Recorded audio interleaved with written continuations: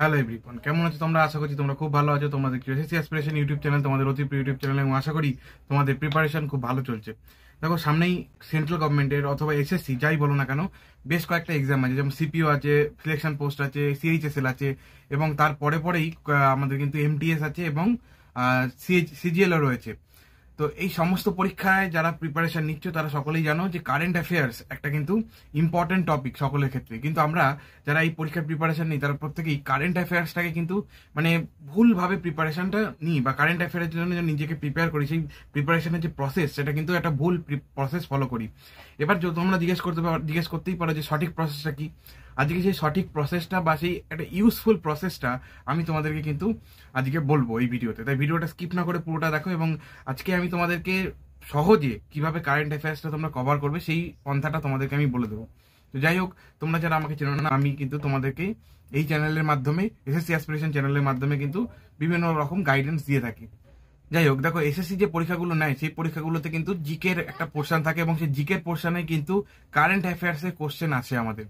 এবং আমরা যারা প্রিপারেশন নিই, প্রথম দিকে আমিও এরকম ভাবে ভুল করতাম যে প্রিপারেশন যখন নেওয়া শুরু করলাম তখন কি করতাম, তখন আমরা দিনে 1-1.5 ঘন্টা বা 2 ঘন্টা বরাদ্দ করে রেখে দিয়েছিলাম যে আমরা কারেন্ট অ্যাফেয়ার্স পড়বো। সকালবেলা উঠেই কিন্তু ওই বিভিন্ন রকম ইউটিউব চ্যানেল হোক বা যে কোনো জায়গা থেকে রিসোর্স জোগাড় করে আমরা 2 ঘন্টা করে কারেন্ট অ্যাফেয়ার্স পড়তাম বা 1 ঘন্টা করে কারেন্ট অ্যাফেয়ার্স পড়তাম। মানে আমি আমার কথা বলছি, এবং অনেকেই কিন্তু এখনো সেই জিনিসটাকে ফলো করে, যেরকম ভাবে কারেন্ট অ্যাফেয়ার্সটা প্রিপারেশন নিচ্ছে।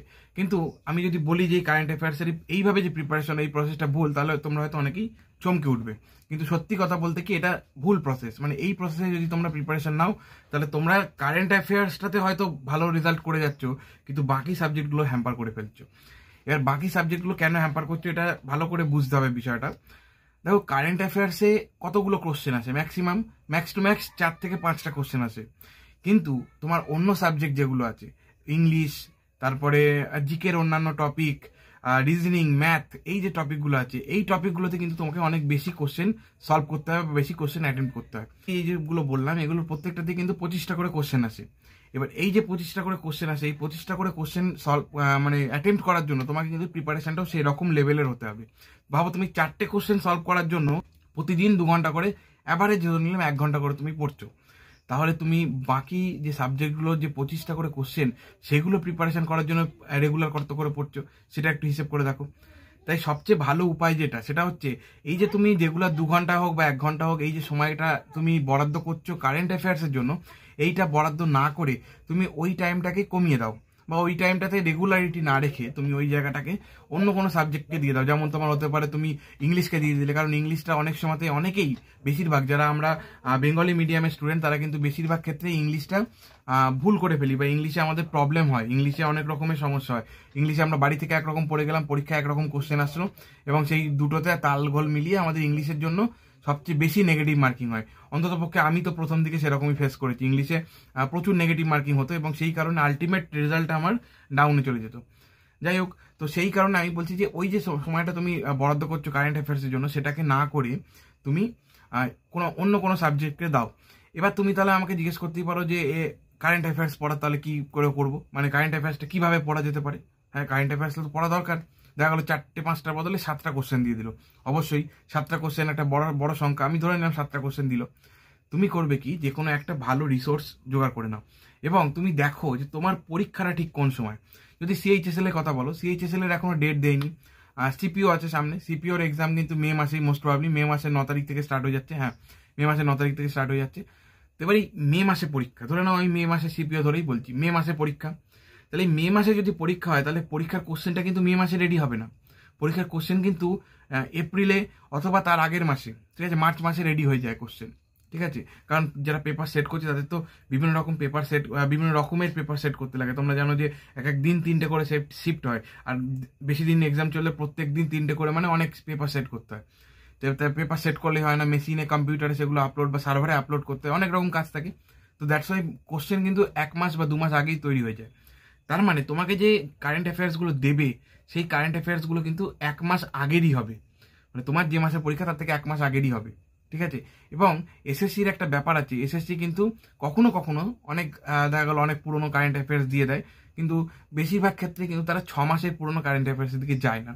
তাই সবসময় তোমরা চেষ্টা করো যে একটা ভালো মানে পিডিএফ হোক বা বই হোক সেরকম কিছু একটা কিনে নিতে, যে 6 মান্থ কারেন্ট অ্যাফেয়ার্স থাকবে, সেটাকে একবার থরলি পড়ে নাও। এবং সেটাকে পড়তে যদি কোনো একদিন তোমার 4 ঘন্টা সময় দিতে হয়, সেই একদিন 4 ঘন্টা সময় দাও। বা এরকম করো যে সপ্তাহে একটা দিন রাখো যেদিন তুমি শুধু কারেন্ট অ্যাফেয়ার্স পড়বে, বা যেদিন তুমি একটা টাইম দেবে যে কারেন্ট অ্যাফেয়ার্স পড়ার জন্য। দেখো 2 ঘন্টা বা 4 ঘন্টা তুমি সময় দিলে কারেন্ট অ্যাফেয়ার্স, রেগুলার যে সময়টা কারেন্ট অ্যাফেয়ার্সের পিছনে দিচ্ছ কেবলমাত্র 4টে কোশ্চেন বা 5টা কোশ্চেন আনসার করার জন্য, ওই সময়টা দেওয়াটা পুরোটাই বৃথা।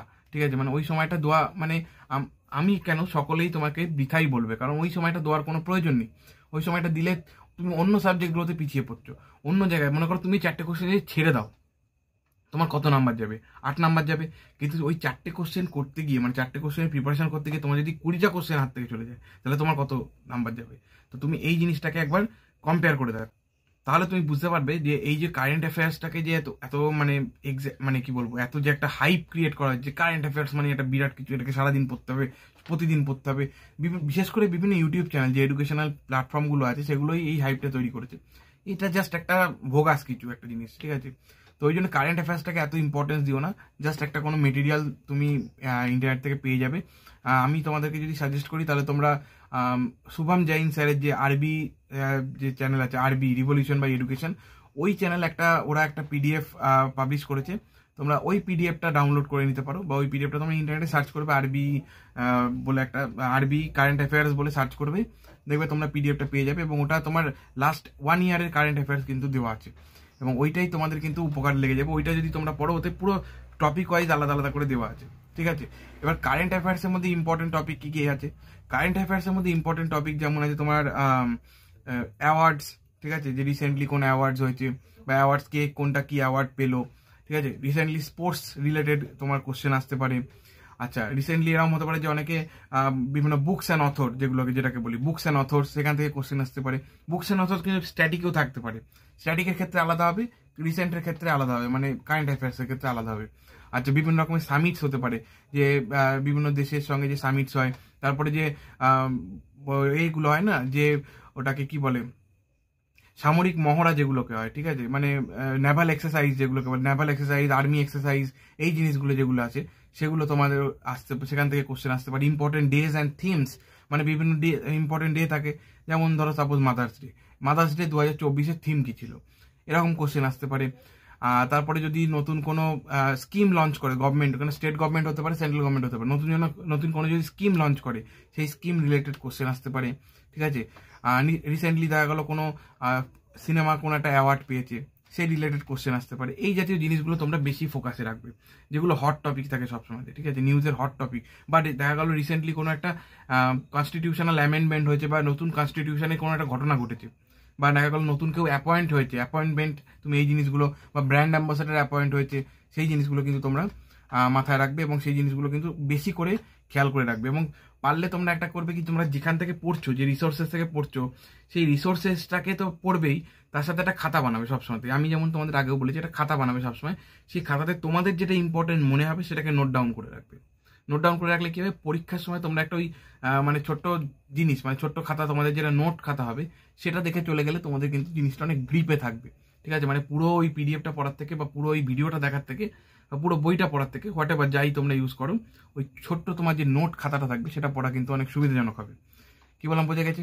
তো এইভাবে কারেন্ট অ্যাফেয়ার্স পড়ো, আশা করি যাতে তোমাদের উপকারে লাগবে, এবং তোমাদের যে অ্যাকচুয়াল পরীক্ষায় যে নাম্বারটা, সেটা সম্পূর্ণ দিক থেকে তোমরা গেইন করতে পারবে। মানে শুধু কারেন্ট অ্যাফেয়ার্সের জন্য বেশি সময় দিয়ে দিলেই তো হবে না, বাকি সাবজেক্টগুলোতেও পড়তে হবে।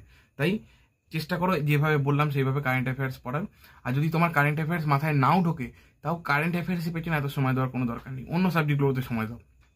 Current affairs is not that much important, ঠিক আছে? যে কোনো পরীক্ষার ক্ষেত্রে current affairs is not that important. Clear? তো চলো, আজকের এই যে ভিডিওটা এই পর্যন্তই। দেখা হবে নতুন কোনো ভিডিওতে, নতুন কোনো টপিক নিয়ে। ততক্ষণ stay tune, stay happy and keep study.